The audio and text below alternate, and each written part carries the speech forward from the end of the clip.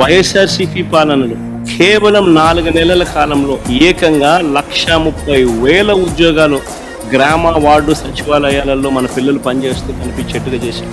4 నెలల కాలంలోనే ఏకంగా మరో 2,66,000 వాలంటీర్ల ఉద్యోగాలు. ఎవరు కాదనలేని సత్యాలు ఇవన్నీ. ఆప్కాస్ ద్వారా మరో 1,00,000 ఉద్యోగాలు, కరెక్ట్ గా చెప్పాలంటే 96,000 ఉద్యోగాలు ఆప్కాస్ ద్వారా కల్పించడం జరిగింది. గ్రామ సచివాలయాల్లో పనిచేస్తా ఉన్న పిల్లలైతేనేమి 1,30,000 పైచిలుకు పిల్లలైతేనేమి 2,66,000 వాలంటీర్లు అయితేనేమి ఆప్కాస్ లో పనిచేస్తా ఉన్న 96,000 మంది పిల్లలైతేనేమి ఆర్టీసీ విలీనం ద్వారా 58,000 మంది ఆర్టీసీ ఎంప్లాయీస్ కి రెగ్యులరైజ్ చేస్తూ వాళ్ళందరికీ తోడుగా ఉండే కార్యక్రమం అయితేనేమి. ఇవి కాక మిగిలిన కాంట్రాక్టు, మిగిలిన గవర్నమెంట్ ఉద్యోగాలన్నీ కూడా లెక్కేసుకుంటే అక్షరాల 5 సంవత్సరాల కాలంలో వైఎస్ఆర్సీపీ ప్రభుత్వ హయాంలో వివిధ సెక్టార్లలో 6,31,310 మందిని వైఎస్ఆర్సీపీ హయాంలో ఉద్యోగాలు ఇచ్చారు. అదేవిధంగా లార్జ్ అండ్ మెగా సెక్టార్ లో వీళ్ళిచ్చిన సోషో ఎకనామిక్ సర్వే రిపోర్ట్, ఇది మా సోషో ఎకనామిక్ సర్వే రిపోర్ట్ కాదు, వీళ్ళ గవర్నమెంట్ వచ్చిన తర్వాత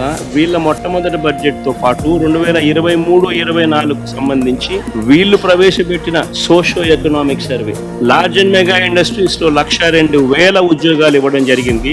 ఎంఎస్ఎంఈ సెక్టార్ లో ఈ వైఎస్ఆర్సీపీ హయాంలో 2019 నుంచి 2024 మధ్యలో ఏకంగా 32,79,970 ఉద్యోగాలు ఇచ్చింది.